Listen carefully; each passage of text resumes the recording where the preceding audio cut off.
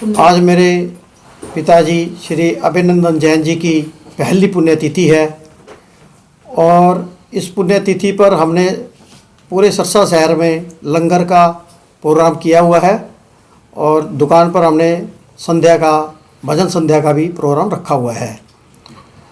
और ये लंगर जो है हमारा, जैसे रामा क्लब है, नोरिया बाज़ार में अंजनी माता का मंदिर है, हरी भोजनालय है अपने रोडवस चौक पर, और ऐसे ही सालासर के बाहर रखा है और मंडी के अंदर रखा प्रोग्राम रखा हुआ है।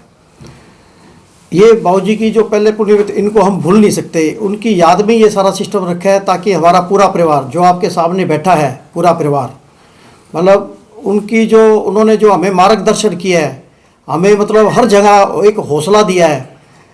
मैं आपको एक थोड़ी सी 2 मिनट की एक बताता हूँ बाबूजी की। मेरे 1998 में जब मेरे को थोड़ा मोटा लॉस पड़ गया था तो बाबूजी ने मेरे को सिर्फ यही कहा, बेटे तू कुछ कर मत लेना, तू मतलब जो है ना, एक अपने पास बहुत कुछ है, अगर तू कुछ कर लेगा तो हमारा सारा परिवार जो है ना खिड़ जाएगा तेरे पीछे से, तू करना मत। तू मतलब इतना हौसला देते थे। नहीं तो क्या, हर परिवार के अंदर लॉस होने के बाद सारा पैसे उड़ा दिए, पैसे कर दिए, ख़राब कर दिए, ऐसी सी बातें घर पे करते हैं। उन्होंने मेरे को कभी भी उठते ही सबसे पहले ये कहते थे, तू कुछ कर लियो, अपने पास बहुत कुछ है, पैसा फिर कमा लेंगे। और बाबूजी हमारे बहुत कुछ छोड़ गए थे। हमने उनकी पुण्यतिथि पे लगभग पूरे शहर में और गौशालाओं में 4.5 करोड़ के आसपास का सहयोग दिया है। और बाबूजी की ये पुण्यतिथि को इसीलिए बनाते हैं हम, ताकि उनको भूल ना सके, मतलब हम भूलना नहीं चाहते। उनकी एक एक चीज़ को याद करके हमें बड़ा अंदर से भर भर के हम आते हैं, पूरा परिवार हमारा। और हमें कई बार ये भी फील होता है कि बाबूजी की जो एक हम जितनी उनकी सेवा करनी चाहिए थी, वो सेवा भी इतनी नहीं कर सके। एक हमारे परिवार में थोड़ी सी ये भी जरूर है हमारे बीच में, पर हम उस टिस को भी और अपने पूरे उसको, उनके जो है ना, क्या शब्द बोलूँ, कई शब्द ऐसे हैं पूरे बोल नहीं सकता मैं उनके लिए। समाज सेवा का जज्बा तो एक्चुअली में हमारे जो दादाजी है ना, वो भी 1961 से 1977 तक, 1961 से लेके 1977 तक मंडी के प्रेसिडेंट रहे हैं।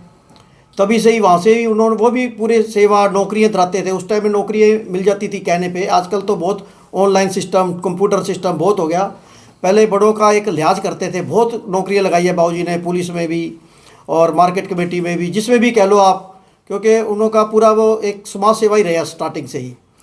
और उसके बाद हमारे फिर मेरे को थोड़ा सा 2004 में मेरे को थोड़ी सी दिक्कत हुई, तो उसको ठीक होने के बाद मेरी डायलिसिस हुई थी 2004 में। 11 बारी डायलिसिस हुई, एक दिन छोड़ के एक दिन, जब डायलिसिस के यहाँ पे सिस्टम नहीं था, दिल्ली और हिसार हुआ करते थे।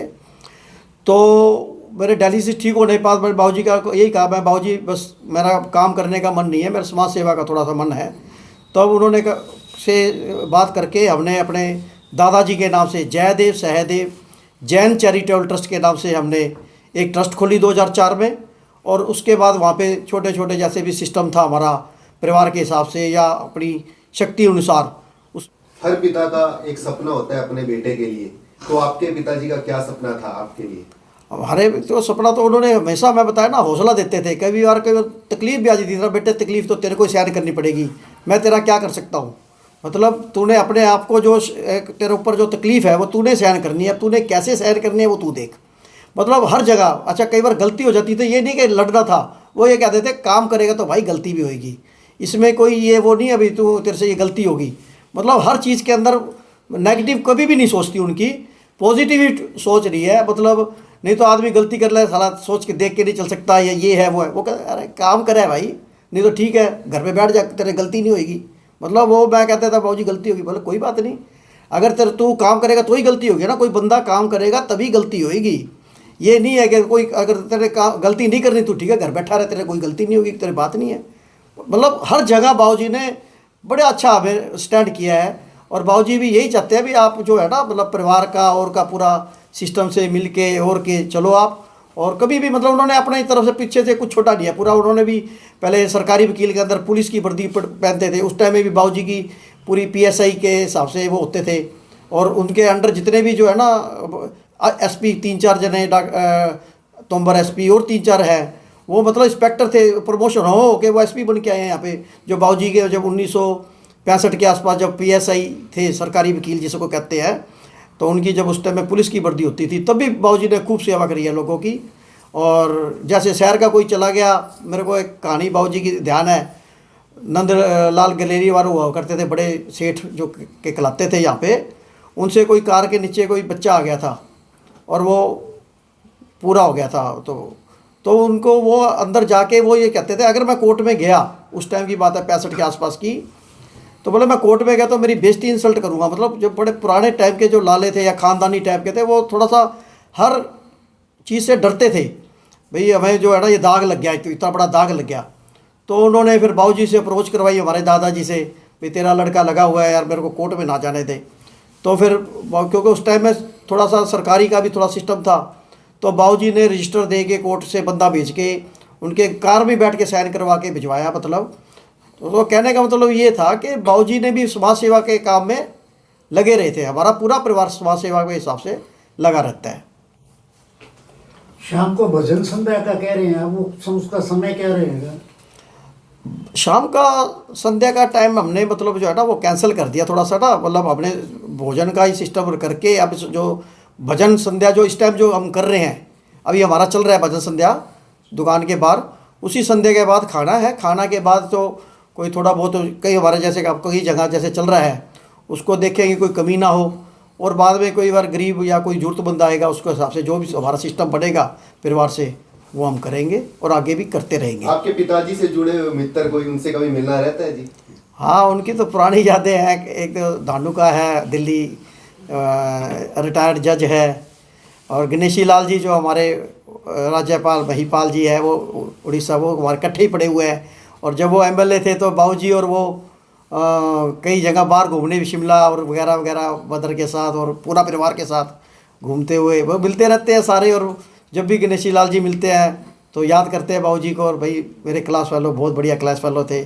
उसके कॉलेज के टाइम में भी बाबूजी ना मतलब के ख़ानदानी थे, हमारा सिस्टम चलो परिवार का ठीक था, तो उस टाइम में भी बाबूजी पूरी सेवा और खर्चने में और दोस्तों के अंदर भी पूरा उनका आगे ही रहते थे। मतलब समाज सेवा बाबूजी भी पूरी कॉलेज के टाइम में भी वो करते रहते थे। और मैं जब 1984 के अंदर 86 के अंदर कॉलेज का प्रेसिडेंट भी रहा हूँ और सेक्रेटरी भी रहा हूँ नेशनल कॉलेज का, तो उस टाइम में भी हमने किसी की लड़कों की जरूरत, बच्चों की जरूरत रही, या हमें बाहर एक दफ्तर मिला हुआ था कॉलेज के अंदर, तो उसमें कंटीन थी पास में, या कई बार आपस में बच्चों को किसी की चीज़ की जरूरत है वो भी आ जाता था, हम उस टाइम में भी उनकी पूरी करते थे कॉलेज के टाइम में भी। मतलब कोई वो नहीं, मैंने पीसफुल लाइफ से मैंने अपनी प्रेसिडेंट और सेक्रेटरी निकाली है, कोई लड़ाई झगड़े से नहीं निकाली है। और हमने बड़ा मतलब अच्छे ढंग से, क्योंकि उन्होंने एक फेस देख के, एक बंदा देख के, हर आदमी खाना खाता है, रोटी खाता है, समझता है, हर बंदे को समझता है वो। तो उस टाइम में भी हमने कॉलेज के टाइम में भी बड़ी लोगों के साथ चले हैं, जुड़ के चले हैं और सहायता की है। आज स्वर्गीय श्री हमारे बीच में अभयनंदन जी जैन, आज उनकी प्रथम और पहली पुण्यतिथि है। आज पूरा 1 वर्ष हो गया जो कि पूरे जैन समाज को जो हमारे भी उनको छोड़कर चले गए, लेकिन उनकी पहली प्रथम और पुण्य स्थिति के अंदर आज पूरा जैन परिवार, पूरे उनके भाई और उनकी धर्मपत्नी, उनका बेटा, पूरा समाज सेवी परिवार, उनकी पहली पुण्यतिथि 77 नंबर दुकान के ऊपर आज भजन संध्या और उसके बाद भंडारा और शहर के अलग अलग स्थानों पर उनकी आज पुण्यतिथि चल रही है। तो आज मैं उनके चरणों में बारंबार प्रणाम करते हुए, जैसा कि जैन साहब ने हमें बताया कि इनका पूरा परिवार, इनके दादाश्री, इनके पिताश्री पूरे 65 वर्षों से इस सिरसा शहर की धार्मिक और सामाजिक कार्यों में कैसे वो बढ़ चढ़ के भाग ले रहे हैं, और उन्हीं के कदम चिन्हों पर चलते हुए पूरा जैन परिवार, और जो कि पिछले दिनों में आप सब देख रहे हैं कि ये मैं एक सिरसा वासियों को एक उनकी तरफ से एक मैसेज भी देना चाहूँगा भी ऐसे नेक कार्य जो पूरी संपत्ति जो छोड़ करके गए थे जैन परिवार, तो वो पूरी संपत्ति तीनों भाइयों ने आपस में बैठ करके, पूरे परिवार में बैठ करके कैसे इन्होंने पूरे धर्म स्थान और धार्मिक स्थानों के अंदर, जैसे गौशाला के अंदर अपने भाई कन्हैया लाल आश्रम हो, चाहे किसी भी ज़रूरतमंद की ज़रूरत हो, तो पूरे परिवार ने बैठकर करीब 4.5 करोड़ रुपये पिछले 6 महीनों ने दान की है। तो मैं पूरे शहरवासियों को और पूरे प्रदेशवासियों को और सबको मैं यही कहना चाहूँगा भी इनके जो संदेश है एक, वो हमें इनका संदेश हर जन तक पहुंचाना चाहिए। और जैसे ये पुण्य कार्य कर रहे हैं, इन पुण्य कार्यों में हमें भी इनसे प्रेरणा लेनी चाहिए कि हमने से नेक कमाई में से कुछ हिस्सा निकाल करके हम देश और धर्म के लिए लगाएं।